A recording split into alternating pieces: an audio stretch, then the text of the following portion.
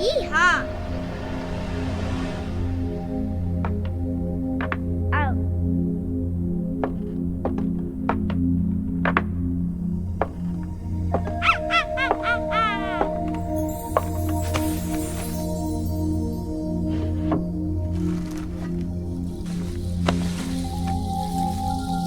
La la la. Ow! Ah! What's this? No. Bow bow. Boop boop.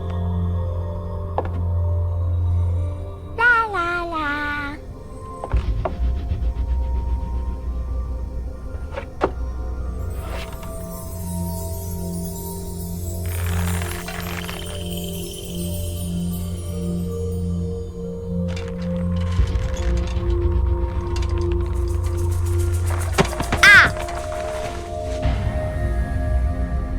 Ooh.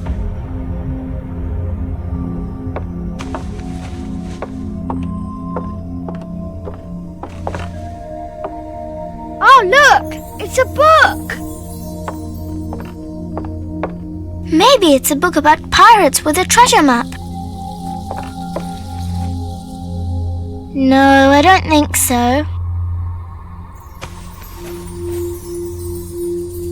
I wish that I had seen through all your lies. Oh, start from the beginning, not the middle. And so I decided to pick up my pen to relate the most disturbing episode of my life thus far. It all began early one morning in 1898 when Sherlock Holmes invited me to accompany him on a visit to the Marquis of Conyngham.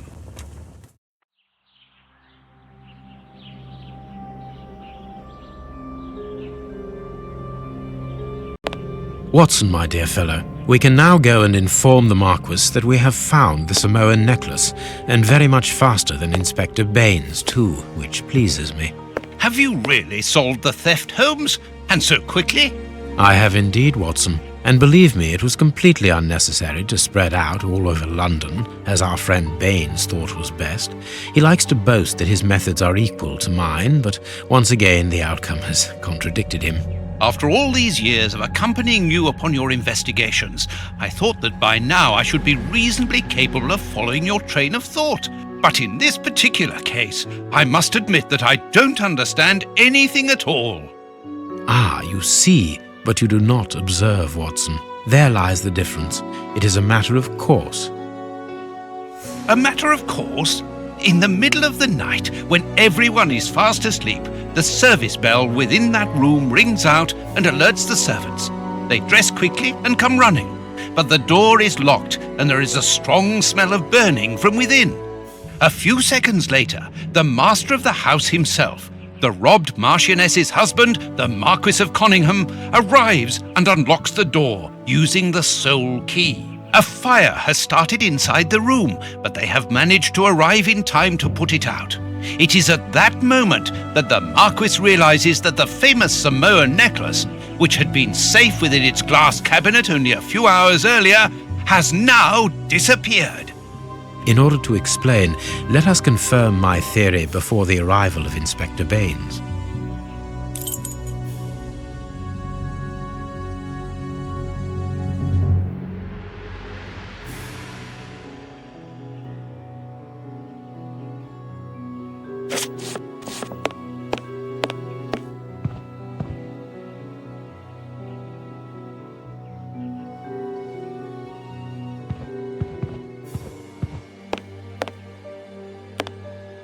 This window was cut with a diamond, a clean, discreet piece of work.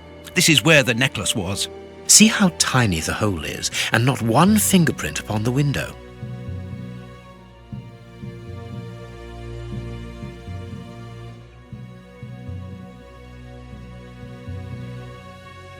This window was cut with a diamond. A clean, discreet piece of work.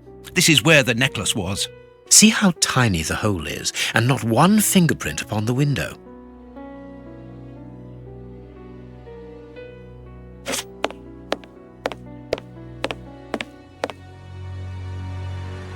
All the windows are locked. They've not been forced.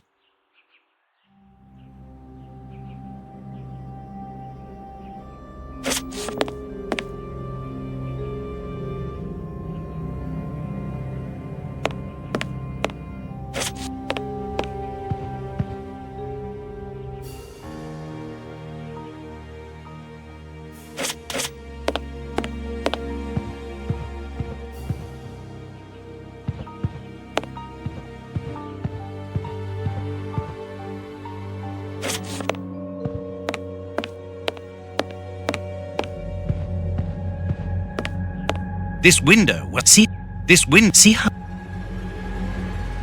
This window was cut with a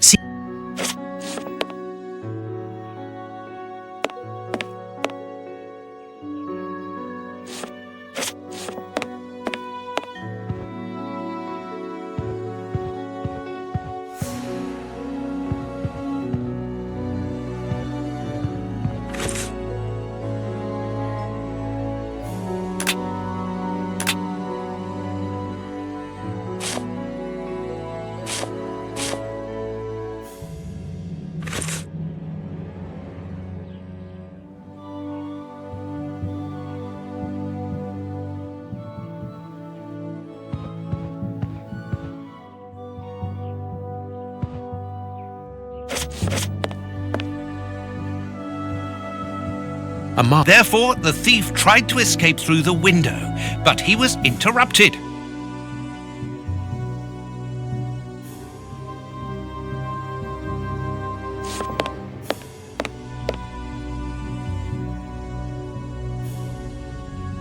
This window was cut. See how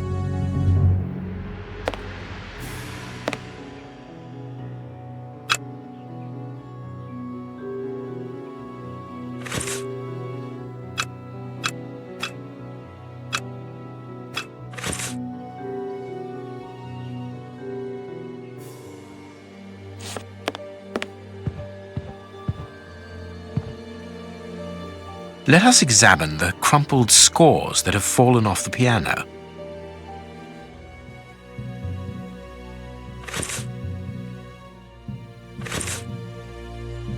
Let us examine the crumpled scores that have fallen off.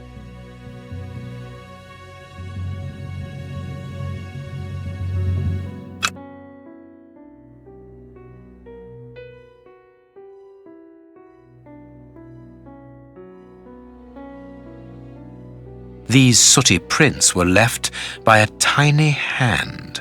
I don't understand why these music scores are covered with soot.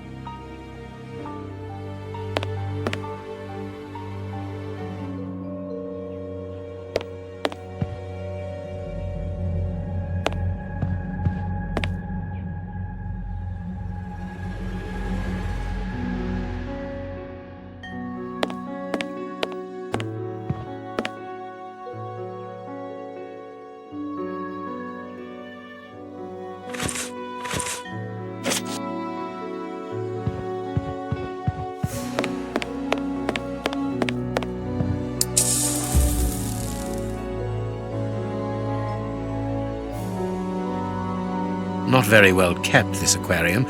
I can see a dead fish floating on the surface. A candle. It must have fallen from the chandelier.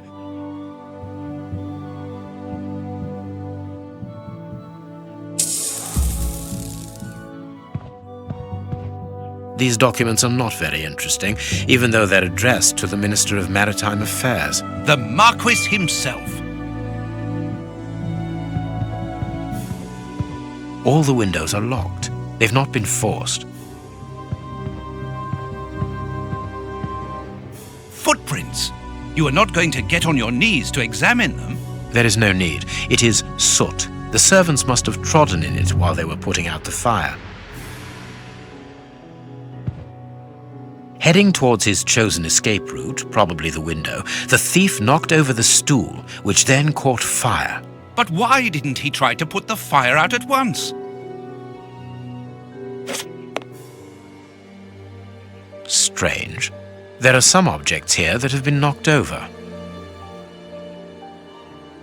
The fire started here, just beneath the bell pull. Whoever pulled the cord would have had his feet in the fire, unless it was pulled before the fire started.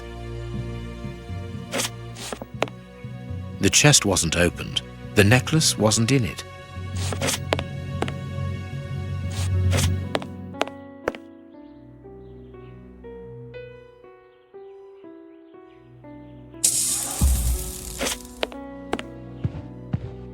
When the servants arrived at the door, having been alerted by the bell, they saw evidence of the theft and the fire, but they didn't see the thief.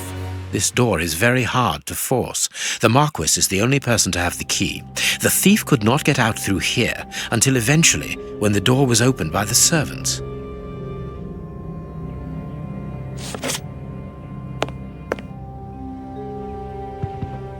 What do you think, Holmes? Let us search the room before the police get here. We might throw some light onto all this.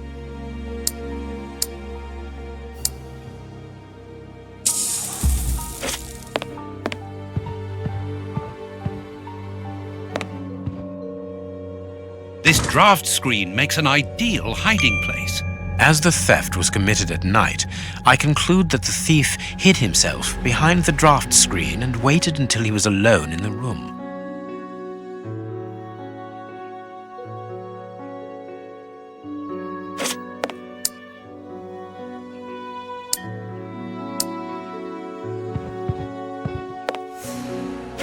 What do you think, Holmes?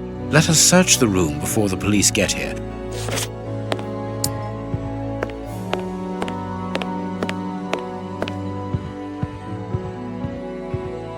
Strange, there aren't any prints, yet I'm sure that the thief hid here. Ah, Mr. Holmes, you're already here. Good morning, Inspector. You've arrived just in time. Scotland Yard arrives like the cavalry, always in the nick of time. Ah, but I know that satisfied expression, Mr. Holmes. Have you already solved the case? It's possible. We have retraced the thief's rather unusual footsteps. He is a true acrobat. But what I cannot understand is that when the servants entered the room, there was no one to be seen. An acrobat, perhaps, but an invisible one? I do not think so. The only explanation is that the thief escaped before the servants arrived. I don't know how, but there is no other way. Half a point for the doctor, nil for the inspector. I am pleased to see that you find the situation amusing, Mr. Holmes. Very well then, explain. Dr. Watson was correct when he mentioned acrobatics, but he is mistaken about the nature of the acrobat. As for you, Baines, you're quite incorrect, as the thief was in the room when the servants entered. Explain, for heaven's sake, Mr. Holmes. Watson, how could a thief be missed in the middle of 8 men? I don't know. Because he is very small?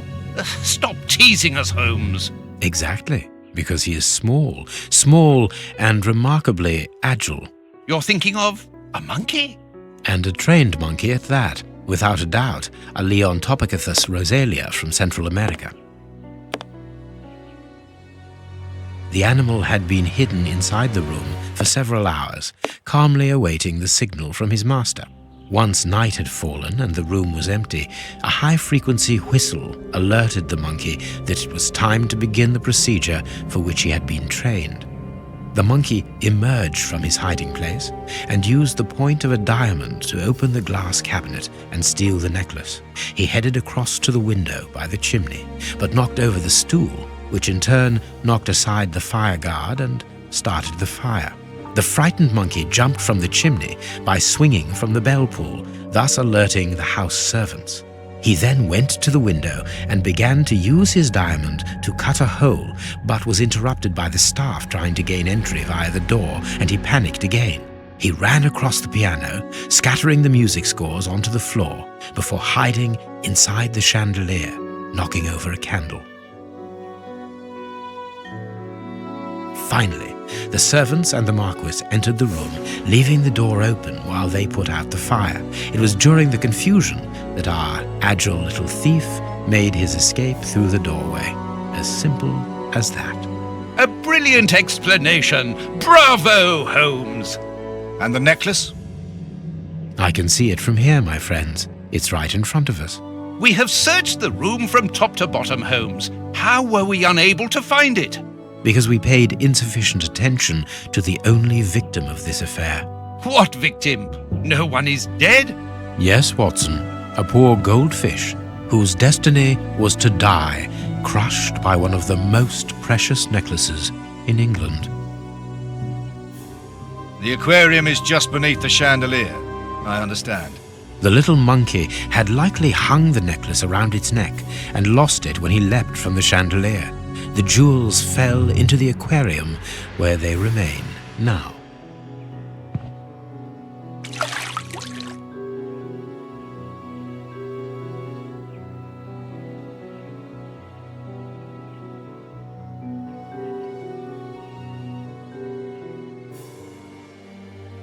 Marquis, here is your necklace, intact, just a little wet. Mr. Holmes, this brilliant demonstration does credit to your reputation. Thank you so much, Marquis. Do you wish to verify the authenticity of your jewel? No, I recognize it. I have spent many hours admiring it, you know. Good. I will return it to its box and... Inspector, a bank has just been held up. You must follow me at once. Orders of Scotland Yard. What times? Sirs, duty calls. My regards, Marquis. And well done again, Mr. Holmes. There, the necklace is in its box. We've lost enough time here. Let's go home, Watson. Ah, very well, as you wish. A good day to you, Marquis. With pleasure, gentlemen. And once again, thank you.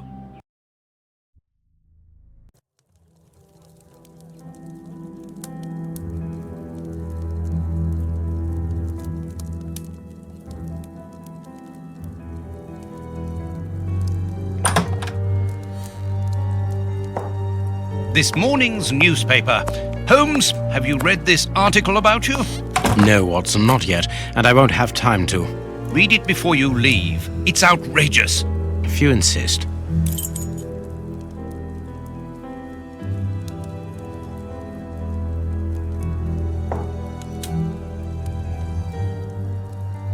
Read the paper, Holmes.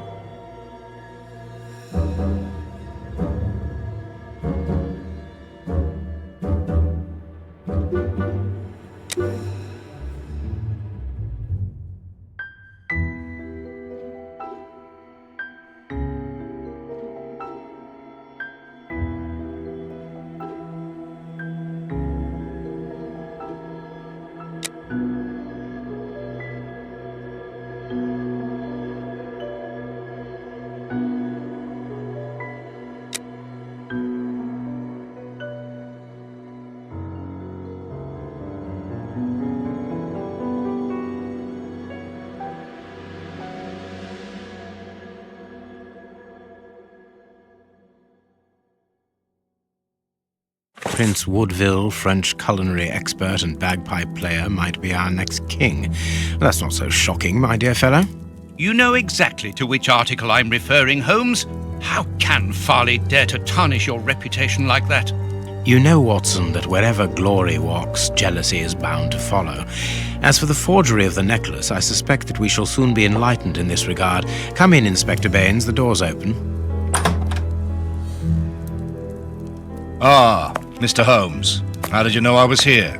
You are one of our rare visitors who avoids the second-to-last step of the stairs, which creaks dreadfully. And if I add the clinking of the handcuffs at your belt, to what do we owe the pleasure of your visit, Inspector? Have you read that rag?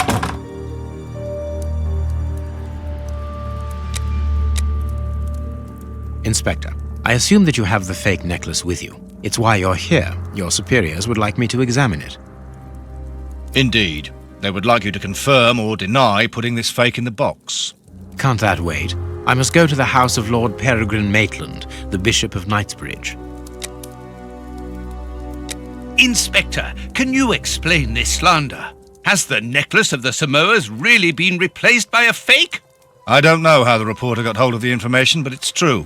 About the necklace, of course. I wouldn't permit myself to question the integrity and honesty of Mr. Holmes. The necklace is a forgery? Impossible! I saw the Marquis authenticated before my very eyes, before Holmes returned it to its place. Mr. Holmes, the Marquis believes Osmond Farley's theory. I shouldn't be surprised if the reporter isn't behind all this slander about you. He's a freelancer, well known for his explosive and subjective articles. In any case, the Marquis assures us that you were the last person to have the necklace in your hands. Let's return to the Marquis's house, Holmes. I'm sure that we'll have no trouble in taking apart this theory. It is unnecessary. Such allegations collapse on their own, like one of Mrs. Hudson's soufflés. Let us leave the police to solve this problem and turn our attention to the matters in hand. Perhaps you are right, Holmes. And the Marchioness? She is beside herself. Without the necklace, her marriage is compromised. It is the principal item of the young woman's dowry. What a lovely marriage.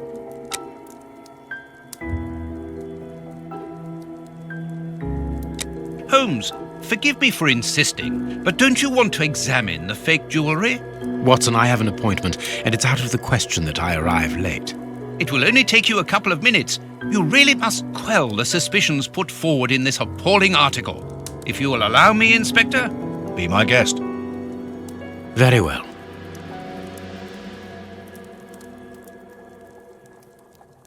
What do you think, Holmes? What do you think, Holmes?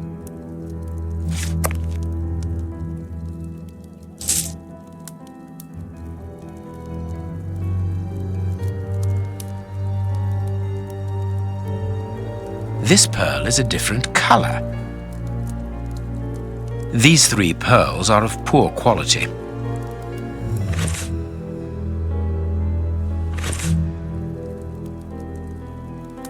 What do you think, Holmes?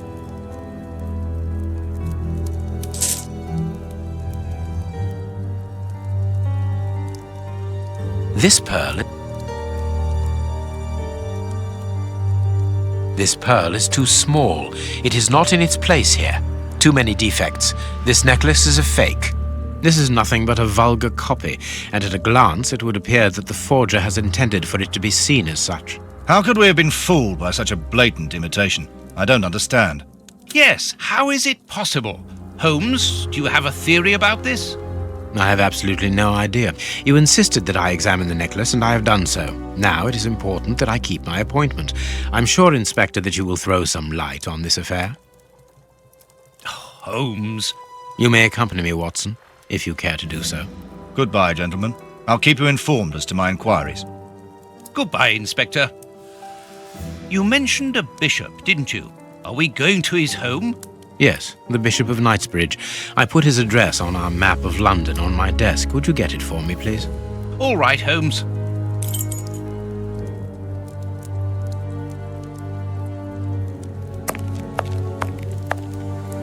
The work table, where Holmes analyzes things.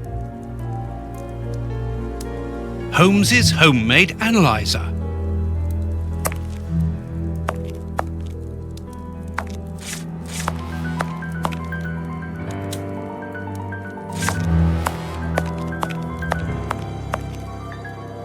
I have found your map.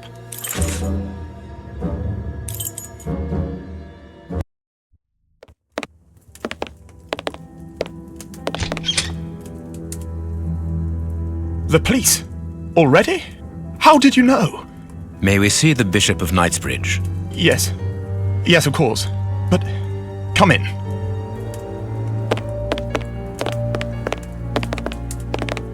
What has happened, Reverend? What? I don't know. It was last night, I think. I only just arrived, and I have made this macabre discovery. My God, how horrible. I haven't called anyone. How did you know that? Holmes, look! The Bishop, appallingly mutilated. How dreadful. Mutilated and killed. He was such a good man. How could anyone be so brutal? Look at him. He is barely recognizable now. How could any of God's children be responsible for that? They were evidently unworthy children, Reverend. Now do please try to calm yourself and focus, because we will need your assistance. Do you have any idea as to the motive behind this? I haven't had time to do an inventory, but nothing appears to have been stolen. And anyway, His Excellency didn't own anything of great value. I don't know what else I can tell you. Note this down, please, Doctor. Doctor? But you aren't the police? No, Reverend. I am Sherlock Holmes, and this is Dr. Watson. We are here at the request of the Bishop. In that case, I must ask you to leave, and not to touch anything. I must get in touch with the authorities without further delay. Reverend, when the inspectors of Scotland Yard find themselves at a dead end, which they quite often do, I assure you, then they turn to me for help. If you will allow us to continue our investigation, then you shall have the answers to all of your questions. Out of the question! I don't even know you! I'm going to call the police, whether you like it or not. It would be better for everyone, Reverend, if you kept your temper.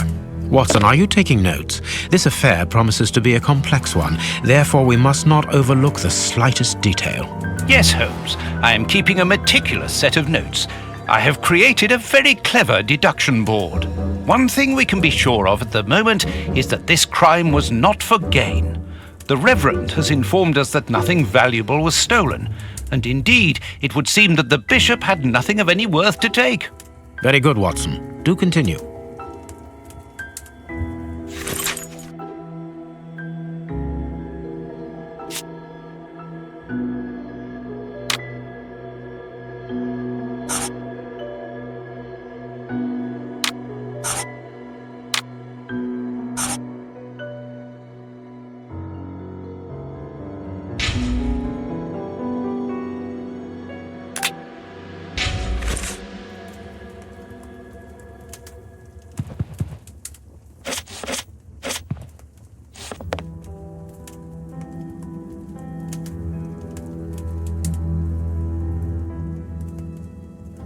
You can see by his expression that he suffered terribly. His mouth is covered in blood, and I can make out strips of skin between his teeth.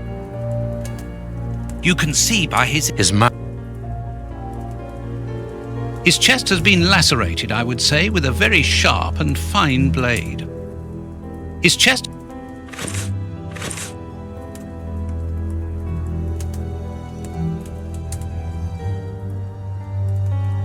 This poor man was tied just below the knees. To stop him from walking, certainly, but mostly to free his feet. A finger. Apparently it doesn't belong to the Bishop of Knightsbridge. How dreadful. A piece of rope that was used to tie up that poor man. These burns are terrible.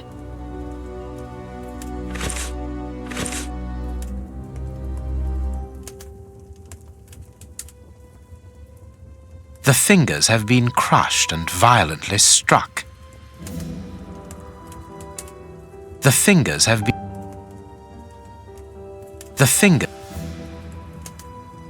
His forearms have been ripped. Pieces of skin have been torn off. What do you think, Watson? I'd say that he was eaten alive. Yet I've noticed a curious degeneration of the skin tissue around the wounds. My dear friend, everything points to this man having gnawed at his own forearms. That's unbelievable, Holmes.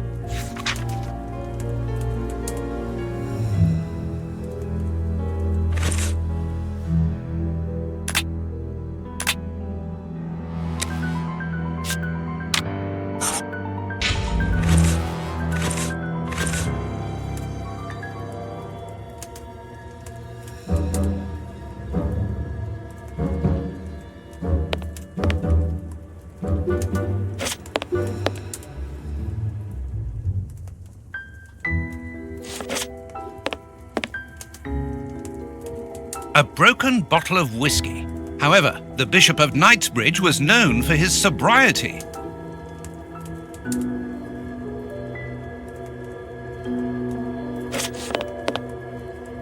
There is blood on this paperweight. This paperweight was used to crush the victim's fingers. A bottle of whiskey. I can make out fingerprints stained with blood and dirt. It would seem that the brutes who tortured the bishop to death were intoxicated with alcohol.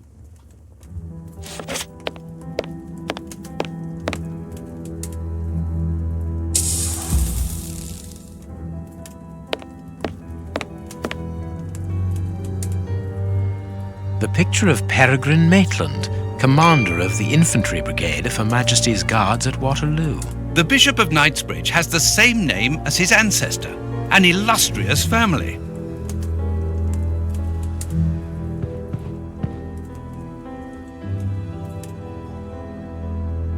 I am missing some information.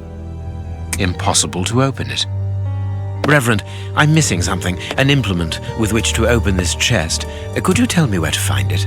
No! Go to the devil! What are you afraid of, Reverend? What is inside the chest? I'm not afraid of anything. In fact, I do have the necessary implements, but if I have to give them to anyone, it will be to a representative of the law and no one else. You have no right to search here.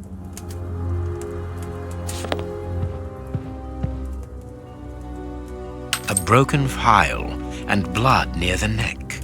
What a strange smell. Phew, chemical components, I think.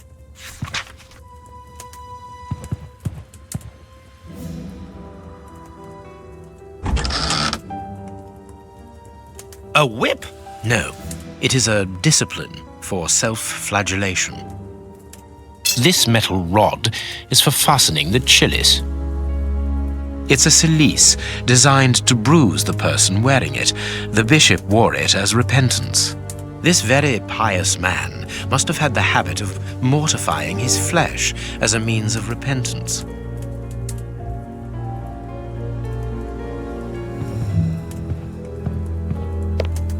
What do you think, Holmes?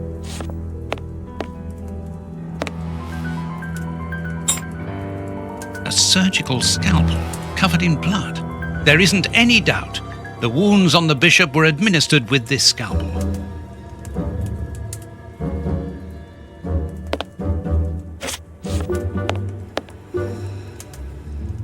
Closed. The veranda door hasn't been forced. Strange. Reverend, might I have the key? No! You have no authority here. Let me call the police. Perhaps we should listen to him, Holmes. Perhaps you should let me get on with this, Watson.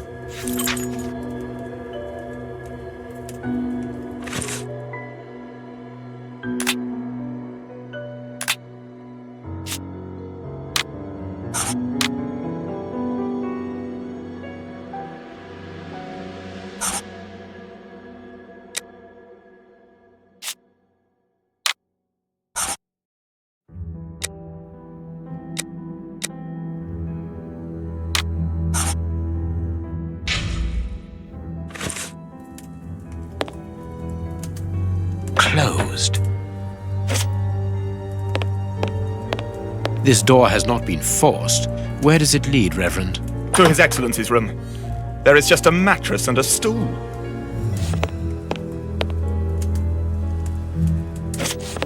The bishop's bedroom. It is very austere. Nothing in particular here.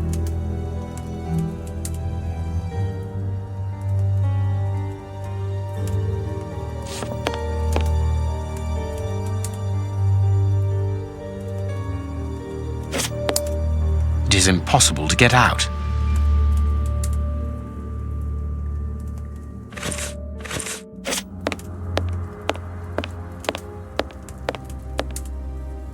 You have no... Watch where you're putting your feet, Watson.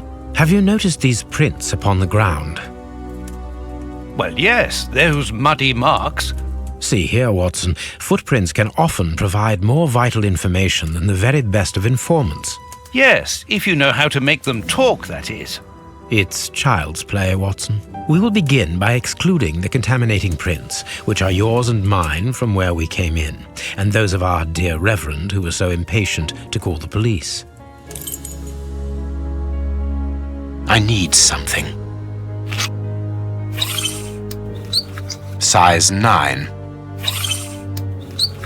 Size 9.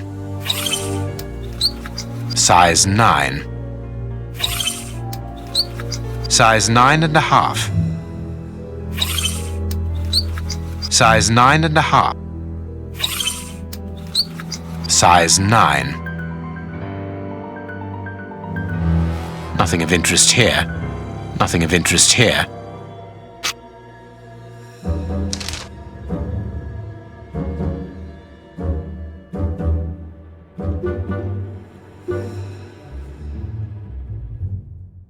That's not right. Start again.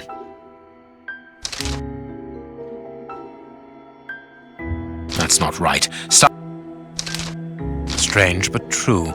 One of the crooks was wearing a different pair of shoes when he left here.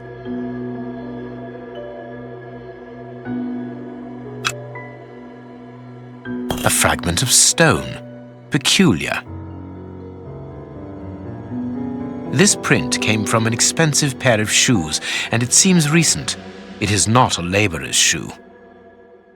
Well-worn shoes with an odd pattern on the soles. Hobnail boots like those worn by labourers. Hobnail...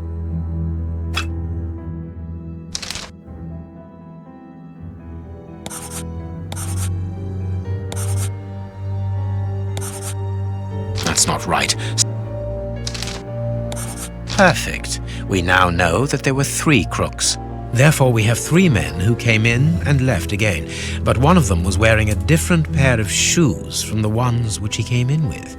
So, all we have to do is look for a workman who likes Italian shoes.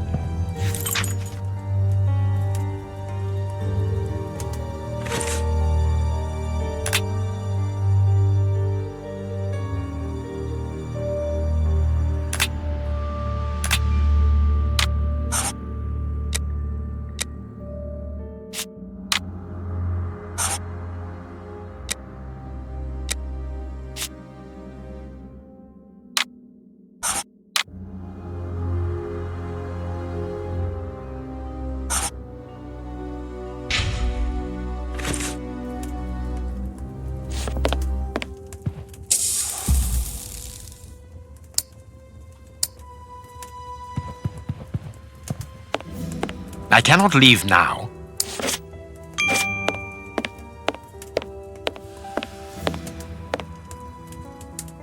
Closed.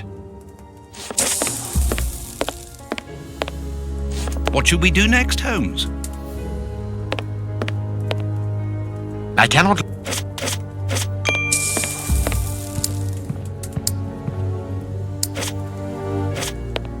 This stove is filled to overflowing. This stove...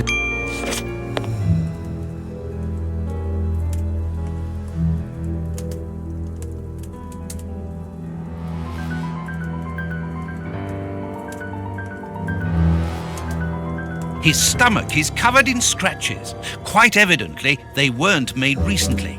So, these wounds were not made by his murderers.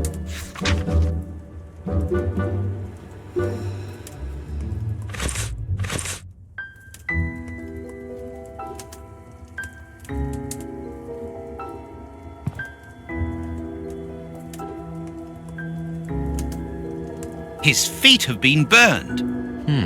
My first impression is that he wears a size 9 shoe. You! But what does it matter, Holmes? My God, Holmes, this man was horribly tortured.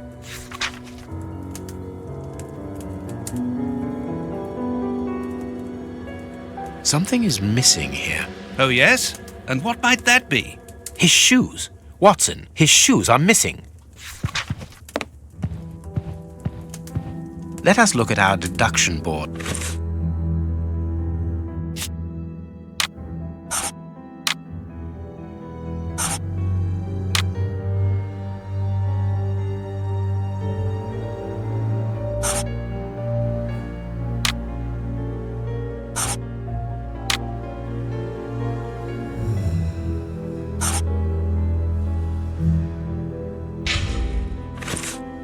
Let us look at our...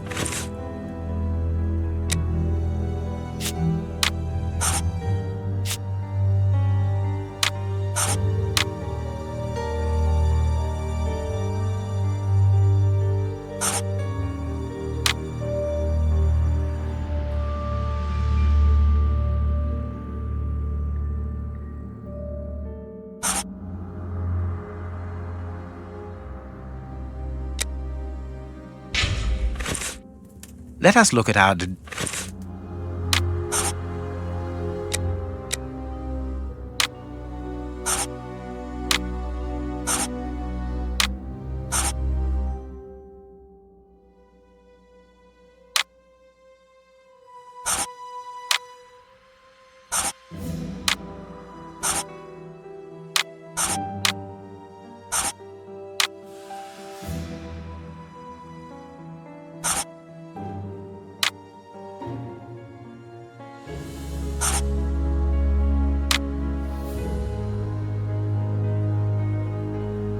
Perfect. It is evident that the Bishop of Knightsbridge's killers were after something specific, and that they did not find it. Reverend, I shall ask you one more time. Open the chest. The item they were seeking must still be inside. It is unlikely that they will let this matter rest. They will most certainly return to finish what they started. And I'm telling you once more, the chest is locked and shall remain so. Very well. We have reached an impasse. You are a stubborn man, Reverend. Watson, accompany our friend to the police station and return with Inspector Baines. Baines and no one else. I shall wait for you here. Go! Alone at last. Now I can continue my investigation.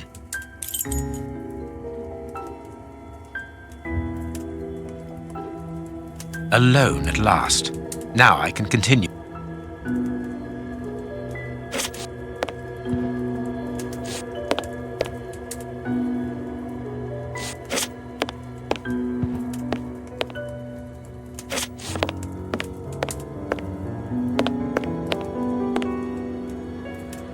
This lock should be easy to pick. Let's see.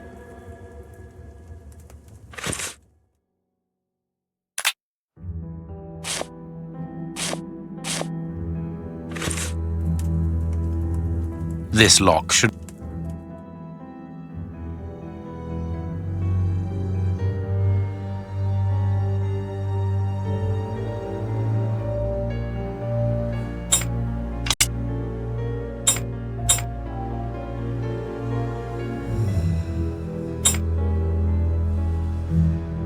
That's not right. Start.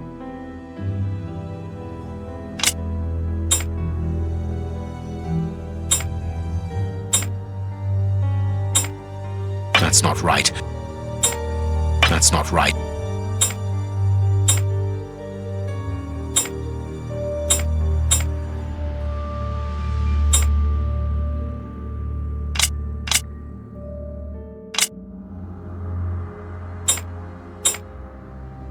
That's not right.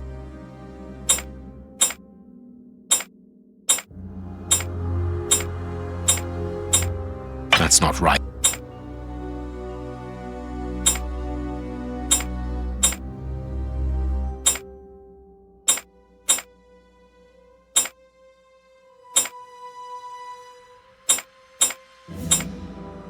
That's not right.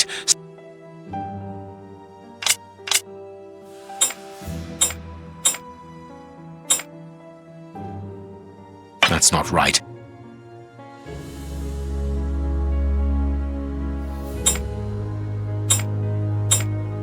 That's not right.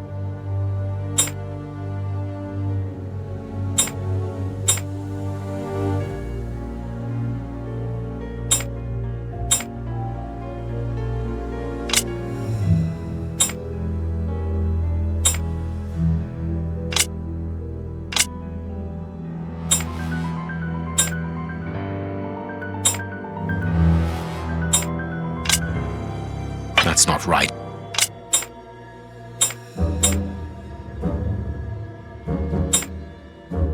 That's not right.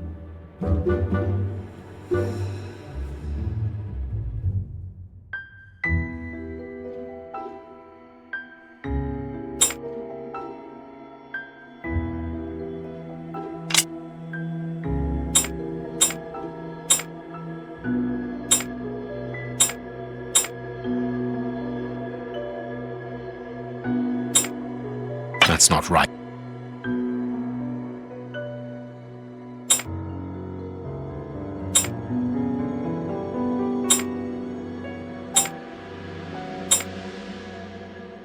That's not right.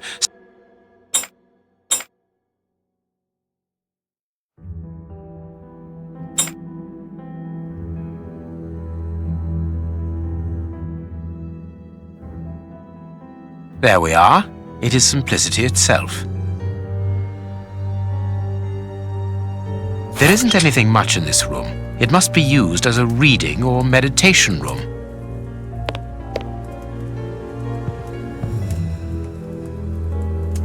An ink stain. An ink stain, quite fresh. This stain is just on the edge of the rug. Let's see.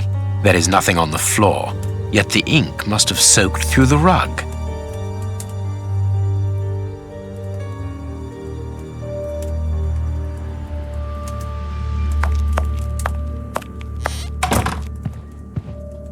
This inkwell was tipped over recently. The ink stain on the floor comes from the ink on the rug, but they are not in the same place. Someone has moved the rug recently.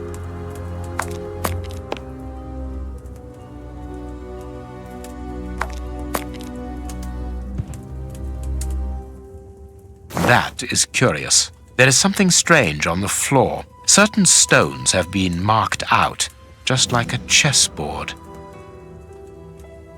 That is curious. There is something strange on the floor. Certain stones have been marked out, just like a chessboard.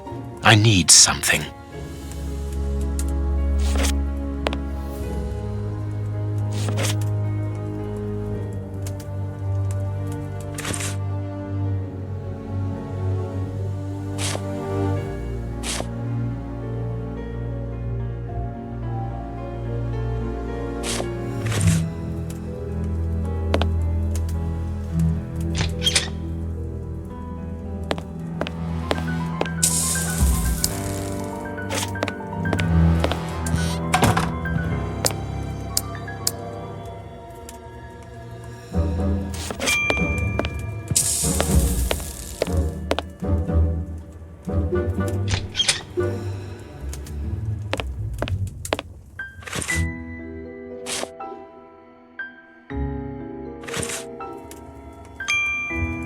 That is curious.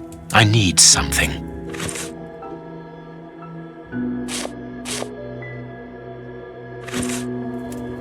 That is... I need...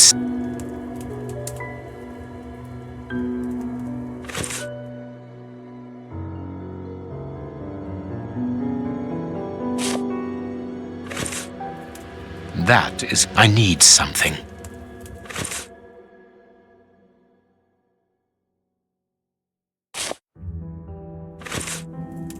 That I need.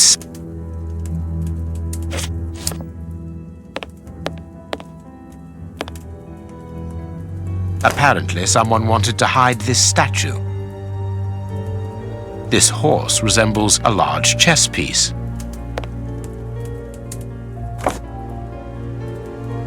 There is a message underneath this statue. Let's see.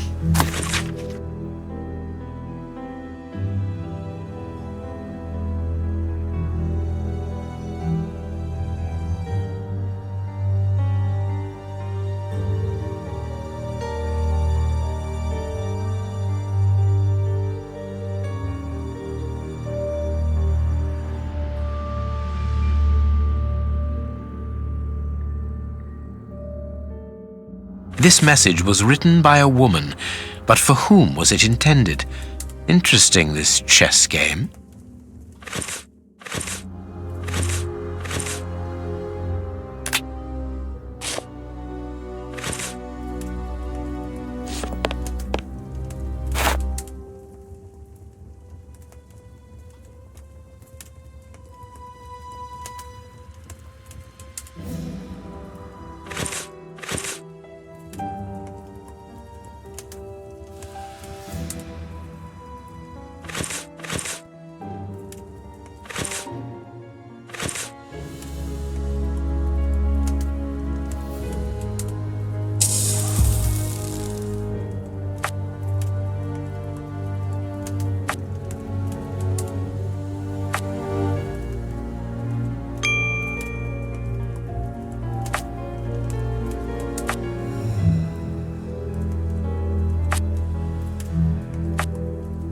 That's not right. Start again.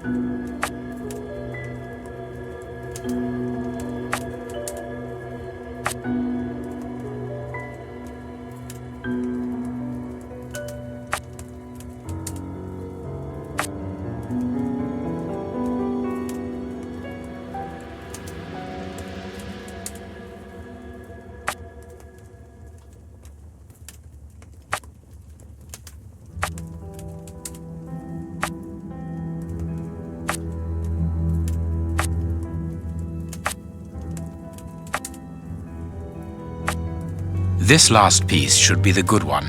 It will have to be pulled free. I need something.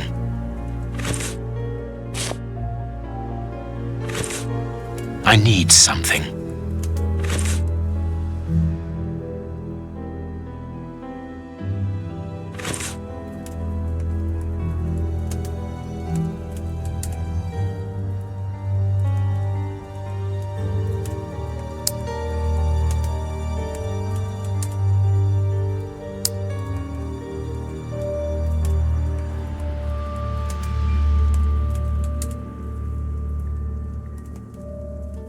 I need.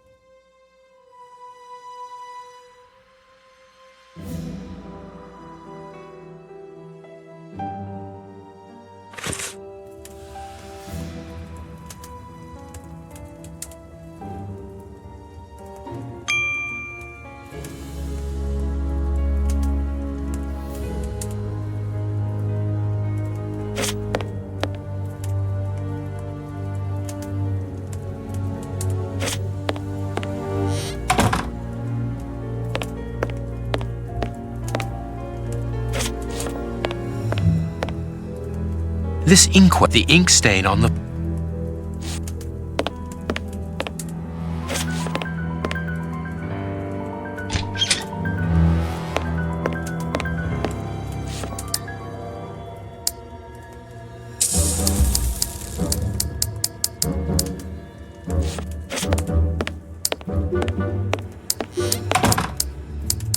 The bishop's bedroom.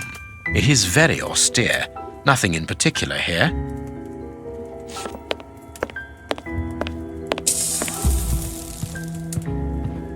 Alone at last.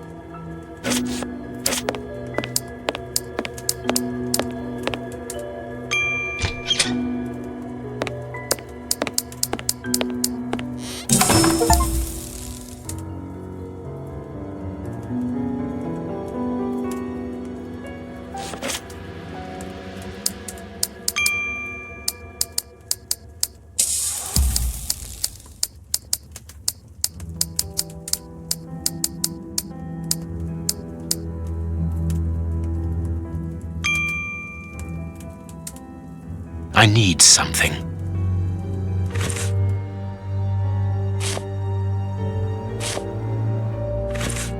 I need something.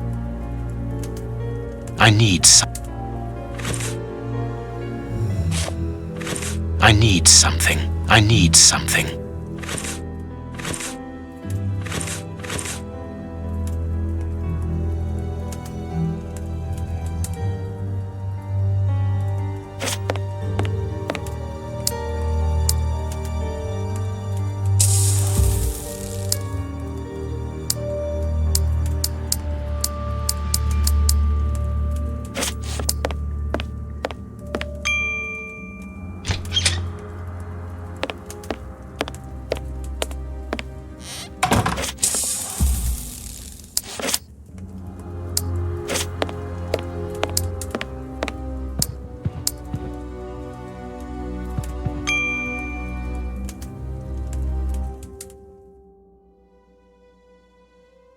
I am missing some.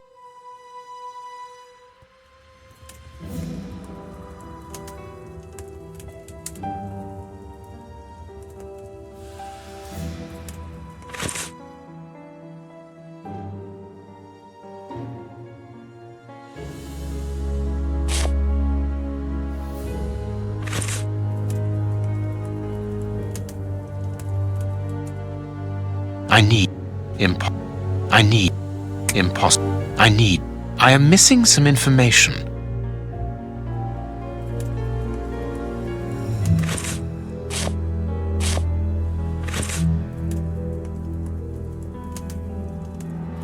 I am missing. Impossible to open. I am missing some I need some. I am missing. Impossible to open. I am impossible to open. I am missing. I am missing some. I need something. I need.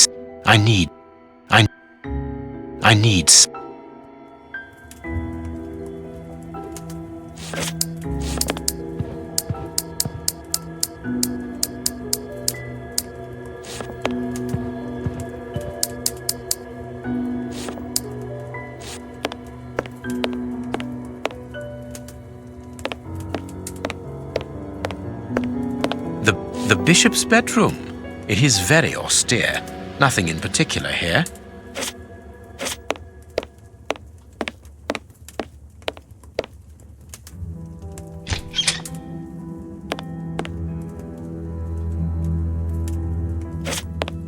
There is nothing on the floor.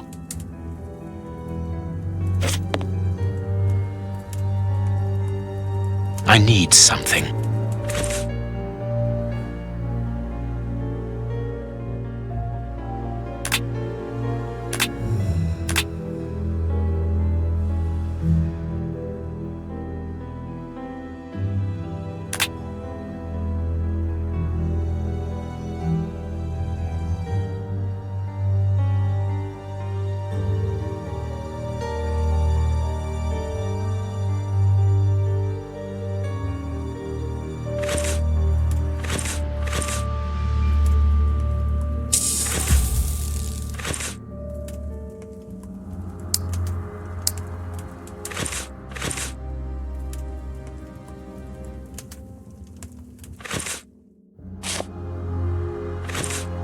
I need some.